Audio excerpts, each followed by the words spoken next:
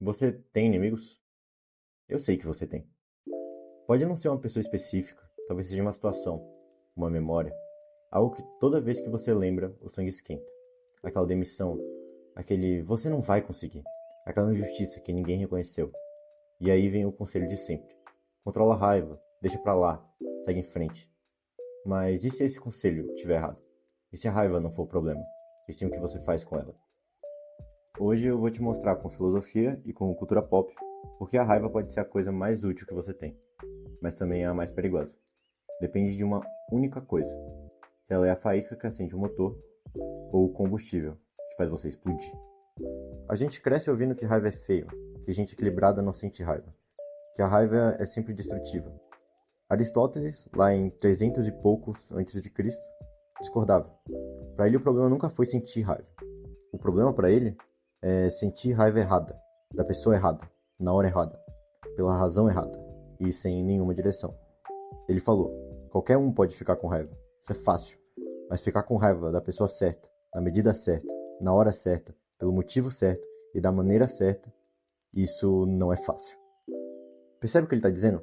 Ele não está dizendo nunca sinta raiva, ele está dizendo que existe uma raiva que é virtuosa, uma raiva justa. Direcionar a raiva com precisão é uma habilidade, não um defeito. Pensa assim: se alguém comete uma injustiça contra você e você não sente nada, isso não é equilíbrio, isso é indiferença. E indiferença para Aristóteles é tão problemática quanto o descontrole. A raiva certa, no momento certo, direcionada com consciência, é uma virtude. Mas aqui vem um alerta, e esse é o ponto central do vídeo. E quando a raiva não tem medida? Quando ela vira o motor principal? Quando você não usa mais a raiva? Ela usa você. Para falar disso, a gente vai falar de um cara que vive exatamente nesse limite. Bom, se você não conhece o Berserk, deixa eu te apresentar o Guts. O Guts nasceu literalmente de um cadáver. A mãe dele foi enforcada e ele caiu do corpo morto dela. Foi criado por um mercenário que o espancava desde criança.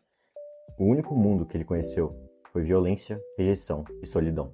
E mesmo assim, ele encontrou algo. Encontrou o Griffith. Alguém que ele admirava, que ele seguia. Alguém que ele considerava um irmão. E encontrou a Casca. Alguém que realmente amava ele de verdade. Pela primeira vez na vida, o Guts tinha um lugar. Até que o Griffith sacrificou todos eles. Literalmente. O Griffith entregou todo o bando do Falcão como um sacrifício para se tornar um deus. O Guts assistiu todos os amigos dele serem massacrados. Perdeu um braço, perdeu um olho, e viu a casca ser destruída na frente dele, sem poder fazer nada. Esse é o Guts, um cara que não tinha nada, construiu algo pela primeira vez e teve tudo arrancado por alguém com quem confiava cegamente. E o que sobrou? Ódio. Ódio puro. Destruir Griffith virou a única razão do Guts continuar respirando. A raiva é o que fazia ele levantar da cama. É o que fazia ele empunhar uma espada que nenhum ser humano deveria conseguir carregar. A raiva é o que mantém ele vivo. E durante muito tempo parece funcionar. Ele avança, sobrevive, enfrenta demônios, exércitos, monstros impossíveis. Mas aí vem um momento que revela tudo. Quando o Guts finalmente está na frente do Griffith, ele não consegue. Não porque ele é fraco, não porque não tem capacidade, mas porque lá no fundo, se ele destrói o Griffith, o que sobra? O ódio é a única coisa que dá sentido para a existência dele. Se você tira o Griffith da equação, o Guts não sabe quem ele é. Não sabe para onde ir. Não sabe por que continuar. A raiva virou a identidade dele.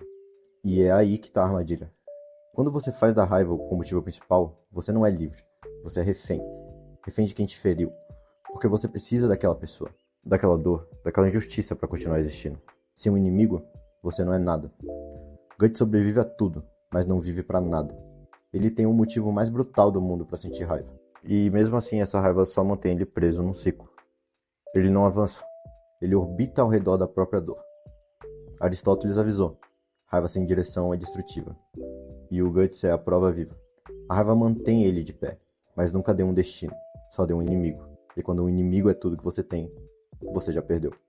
Então, se a raiva como combustível te aprisiona, qual é a alternativa? Nietzsche tem uma ideia que muda tudo. Ele nunca disse pare de sentir. Pelo contrário, ele achava que a maioria das pessoas vive com medo dos próprios impulsos. E por isso mesmo nunca cria nada grandioso. O conceito dele se chama sublimação. E funciona assim. Você tem uma força bruta dentro de você. Raiva, dor, frustração. Você não ignora. Você não reprime. Você transforma. Converte em outra coisa. em disciplina, em criação, em superação. A raiva não é o motor. A raiva é a faísca que liga o motor. E o motor precisa ser algo maior. Pensa no fogo. Uma faísca acende uma fogueira, mas se você não dá direção para esse fogo, ele vira um incêndio.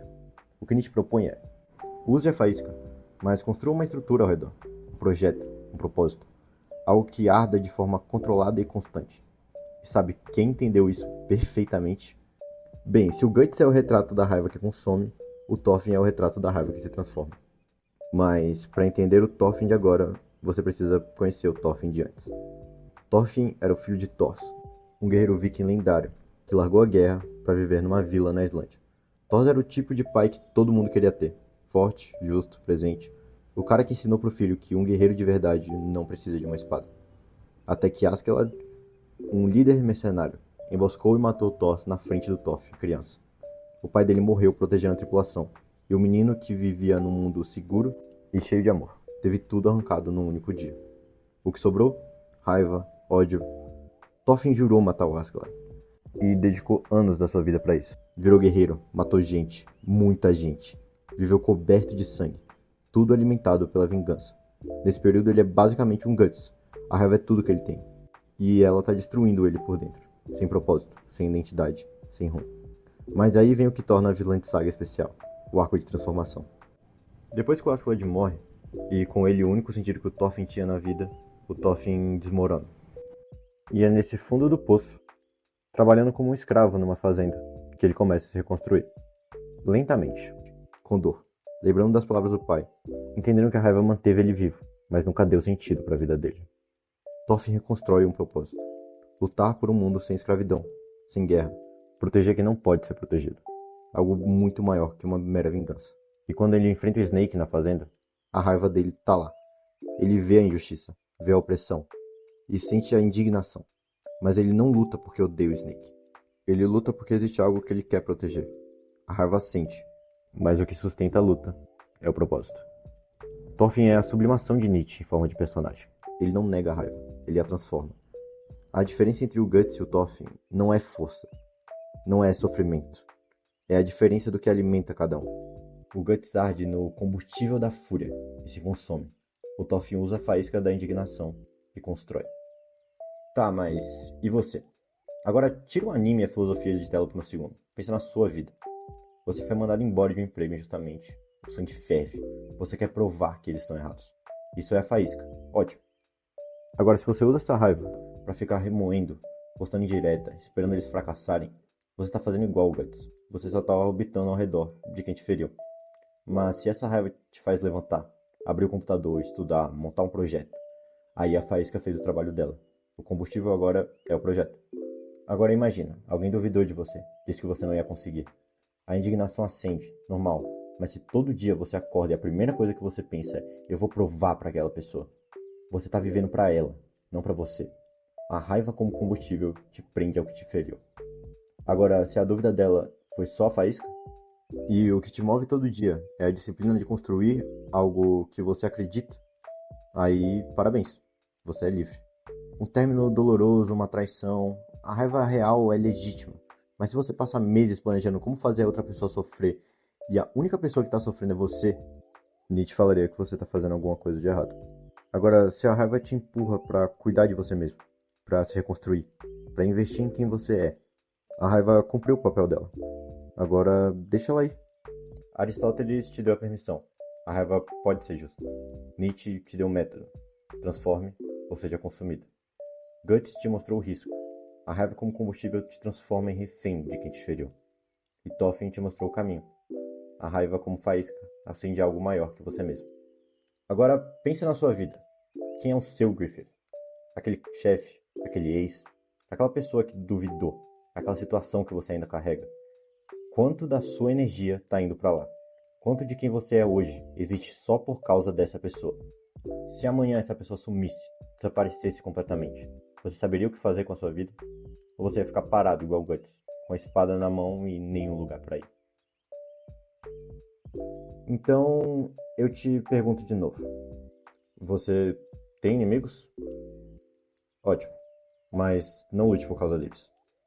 Deixe a raiva acender o caminho e ande por algo maior.